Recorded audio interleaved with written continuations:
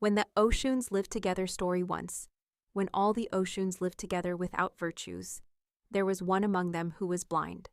Because of her blindness, she had developed many resentments and chose to distance herself from her sisters, preferring to remain secluded in her room. This Òṣùn knew her room by heart, memorizing the exact locations of her personal belongings. She used a cane as a guide to move from one place to another. On several occasions, she noticed that her belongings were not in the places where she had left them, which greatly upset her. One day she left some of her possessions to retrieve them later, but they were stolen. When she went to look for them and realized what had happened, she grew tired of the situation. She decided to leave the house and live alone, far from humanity, being visited only by Azojúano. He was the only one who knew where she lived. Olófin summoned all the Òṣùns to grant each of them a virtue. They all attended the call, except for the one who had chosen to live alone. She did not attend, believing it to be yet another deception by humanity. When Olófin realized that one Òṣùn was missing, he inquired about her.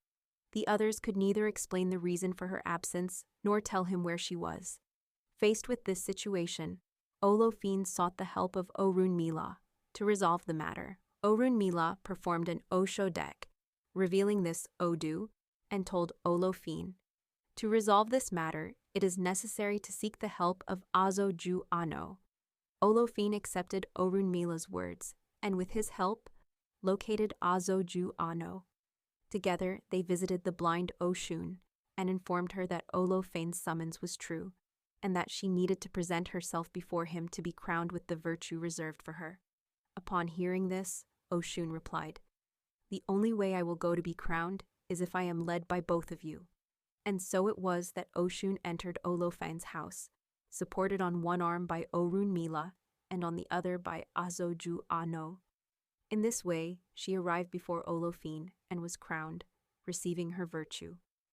Note: this story explains why a cane is placed for Òṣùn in this path.